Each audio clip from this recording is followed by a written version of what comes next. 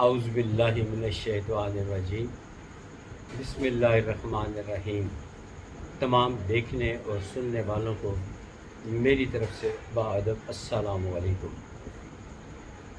آج شاید شام کا وقت ہوگا، میں نے ایک ویڈیو اپلوڈ کی، تنگ آمد بجنگ آمد، یعنی کہ مجبوری کے تحت۔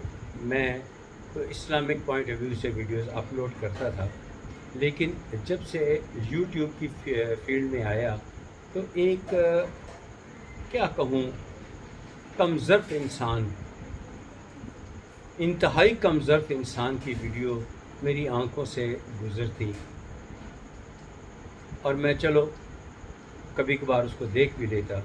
اس کی زبان سے ہر وقت پاکستان اور پاکستان کی فوج کے خلاف زہر اگلتا ہوا میں دیکھتا، سخت اذیت پہنچتی۔ میں بھی ایک سابقہ پاکستانی فوجی آفیسر کا بیٹا ہوں۔ پاکستانیت ہمارے خون میں رچی بسی ہے۔ اپنے بارے میں کوئی بات ہو تو شاید ہم برداشت کر بھی لیں، لیکن پاکستان کے بارے میں برداشت نہیں ہوتی۔ مجھے یاد ہے کہ جب میرے والد صاحب یعنی غلام فرید قریشی، جب 23 مارچ کو پریڈ ہوتی، تو ٹی وی پہ دکھائی جاتی، تو جب ترانہ بجتا تو وہ احتراماً کھڑے ہو جاتے، اور پاکستانی جھنڈا کہیں نظر آتا تو جھنڈے کو بھی سلوٹ کیا کرتے فوجیوں کی طرح، اور ہمیں پش کرتے، ہاتھ سے اشارہ کرتے کہ اٹھیں، آپ بھی جو ہے سلوٹ کرے جھنڈے کو۔ ہمارے اندر بھی فوجی جذبہ خوب رچا بسا ہوا ہے۔ وہ ریٹائر ہو گئے، ریٹائر ہونے کے بعد ان کے ریٹائرڈ جو باقی فوجی افسران ہیں وہ بھی ملتے، اور ان کی گفتگو کا محور مرکز اکثر پاک فوج ہی ہوتا کہ آج خبر ملی ہے کہ فلاں محاذ پہ یہ ہوا، فلاں محاذ پہ چھوٹی ساری جھڑپ ہوئی، افغانستان میں یہ ہوا، آج پاکستان کی خفیہ ایجنسی نے یہ کام کر کے دکھایا، آج پاکستان کی فوج نے یہ کام کر کے دکھایا۔ تو ہم پاس بیٹھ کے سنا کرتے اور پاکستانی فوج پہ فخر کیا کرتے تھے۔ ابھی میں یہ وہی روٹین کے مطابق وہ یوٹیوب کو میں میجر ریٹائرڈ گروپ آریہ جو انڈیا کا آرمی ہے اس کو سن رہا تھا، تو اس نے ایک بڑا بھونڈا سا گھٹیا سا الزام لگایا۔ کم از کم الزام لگانے سے پہلے سوچ تو لو کہ پاکستان ایسا ہے، اتنا گھٹیا کام کر سکتا ہے۔ الزام لگایا گیا، یہ 9 جنوری رات 8:30 پہ ٹویٹ کی کہ 50,000 ٹن گندم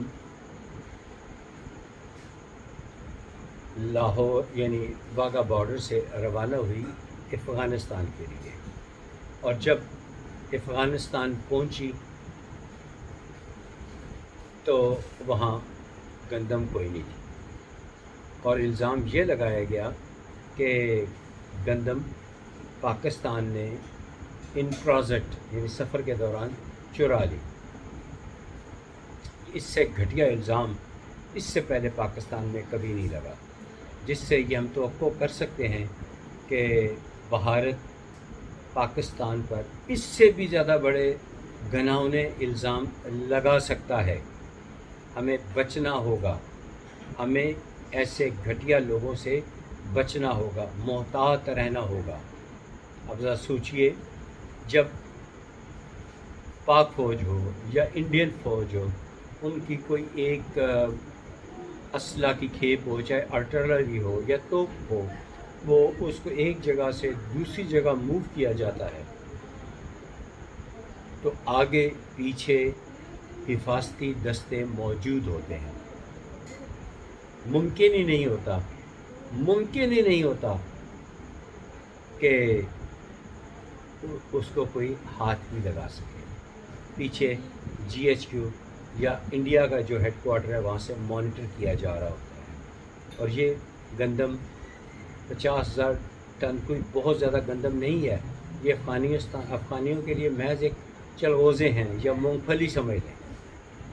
तो ये बात इंतहाई काबिल एतराज़ और नाकाबिल यकीन है।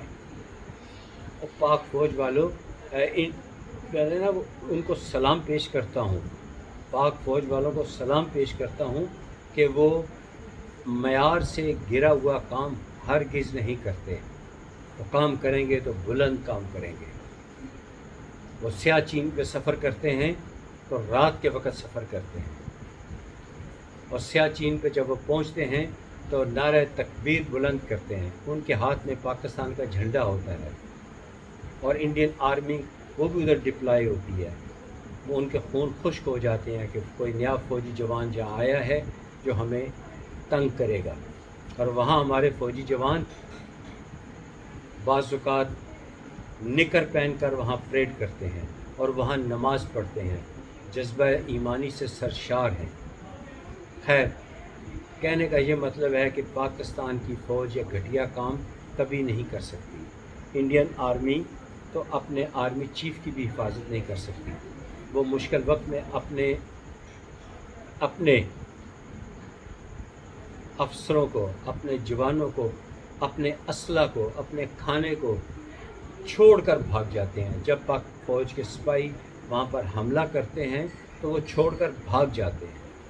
लिहाजा ये जो बात उन्होंने की है कि 50,000 टन गंदम, जब जितनी भी गंदम हो सकता है इसमें मस्का आराई भी हो सकता है इसमें खामखा इजाफ़ा कर दिया गया हो, ये इल्ज़ाम सरासर झूठा है। अगर ये इल्ज़ाम सच्चा होता तो भारत का जो हाई कमिश्नर ऑफिस है,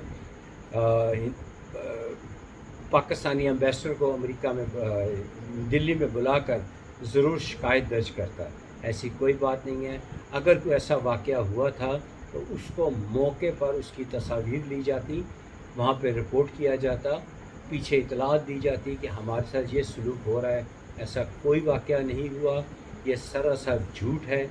और बहुत सारी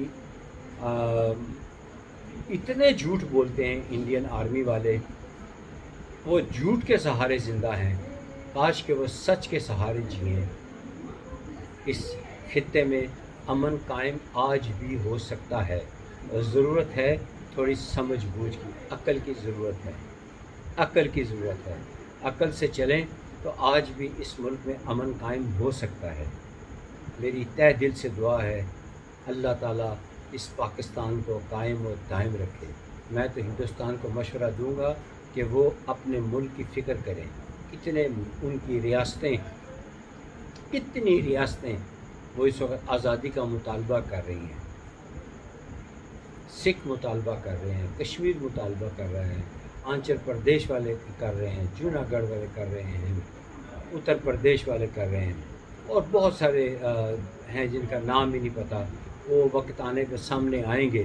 वो आज़ादी चाहते हैं, वो आज़ादी चाहते हैं। आप अपने अफेयर को देखें, हमारे मामलात को छोड़ें। हम अपने मुल्क को बड़ी खूबसूरती के साथ चला रहे हैं। ऊंच नीच आती रहती है, और हम अपने सियासी मामलात, अपने दाखिली मामलात, अपने फ़ौजी मामलात को आसान अंदाज से चलाने की सलाहियत रखते हैं। ए हिंदुस्तान वालों, हिंदुस्तानी फ़ौजियों, आपको हमारी फ़िक्र करने की कोई ज़रूरत नहीं है। आप अपनी फ़िक्र करें, अपनी आवाम की फ़िक्र करें। आपकी आवाम आपसे तंग आ चुकी है। मैं पिछले दिनों वर्ल्ड टूर और फिर अमेरिका भी गया। वहाँ मैं लोगों से पहले भी ये बात बता चुका हूँ। लोग शर्मिंदा हैं। वो कहते हैं कि हमारी फ़ौज बुज़दिल है। वो तस्लीम करते हैं, और वो ये भी तस्लीम करते हैं कि मोदी जी गलत काम कर रहे हैं। ऐसा काम नहीं करना चाहिए। हर एक को जीने का हक़ हासिल है। हमारे तो झंडे में भी थोड़ा सा ज़्यादा रंग सब्ज़ और थोड़ा रंग सफ़ेद है, यानी यहाँ अक़लियतों को रहने का हक़ हासिल है। और कायद आज़म रहमतुल्लाह अलैह ने भी अक़लियतों को रहने का हक़ दिया है। पाक फ़ौज में ईसाई भी भर्ती हुए, हिंदू भी भर्ती हुए। باقی آپ جوڈیشری میں دیکھ لیں، تمام مذاہب کے لوگ جو ہیں، عبد القادر پٹیل صاحب، رانا بھگوان داس جو چیف جسٹس آف پاکستان بھی رہے، وہ ہندو رہے۔ ہمارے ہاں تنگ نظری کا کوئی تصور نہیں ہے۔